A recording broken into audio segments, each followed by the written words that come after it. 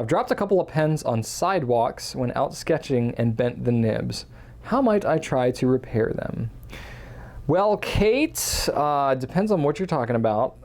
If it's a $1,000 pen, it would probably be worth getting it repaired, sent to a Nibmeister or something. I doubt that's what you're talking about because you're probably not sketching with really expensive pens.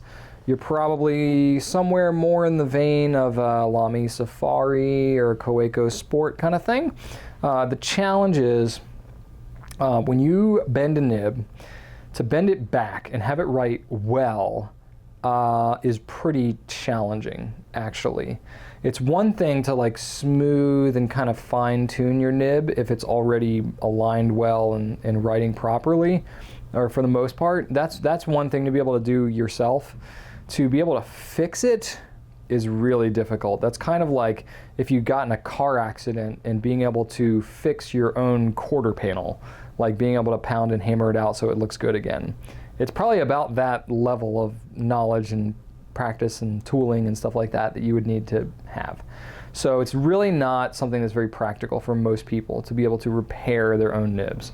I mean, you could give it a shot because you've got nothing to lose at that point if it's already ruined. But yeah, it's not something that's like, oh, if you drop it and bend your nib, just bend it back and it'll work perfect. Not most of the time.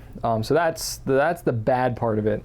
The good part of it is, though, most pens that you could use for sketching, a lot of pens that I hear from other people from sketching, the pen itself is usually cheaper than getting it repaired anyway. I mean, a good Nibmeister, if they're repairing a nib, if it's truly like you drop it and the nib is like burnt like that, to fix that, you're probably looking $60, $80, you know, easily, depending on the nib and how bad it is. So it's gonna be kind of tough to justify that.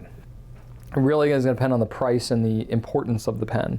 If you've got something like a Lamy Safari or Kaweco, it's definitely easier for you to just replace the pen than it is to have it repaired. It's probably maybe worth more of your time too if you're trying to do it yourself, but it's up to you unless you want to make it a hobby. I would say that the Lamy Safari or Vista All-Star, something like that, is a good choice because if you do damage the nib on that, you don't even have to replace the whole pen, assuming the rest of the pen functions well. If it's just the nib, you can swap the nib out on that bad boy. For $13 or whatever, you can get a new nib and it's good to go. So that is the good news. You could also get a pen like the Pilot Metropolitan, which the whole pen is $15. So if you drop that one, no big deal. You could replace the whole thing. I hate to say that and hate to have kind of a throwaway culture like that, but it's just the practicality of it. If a lot of these companies, they the labor that would be involved in fixing these things would cost you more than just a whole new pen. So that's kind of the reality of it. But I would recommend checking out the Metropolitan, the Lamy, maybe the Kaweco. There's definitely other brands that would kind of be in that $20 to $40 range that if you drop it a couple of times a year and have to replace it, it's not the end of the world. I would definitely not recommend taking out your gold nib pens into that kind of situation. But that is kind of it.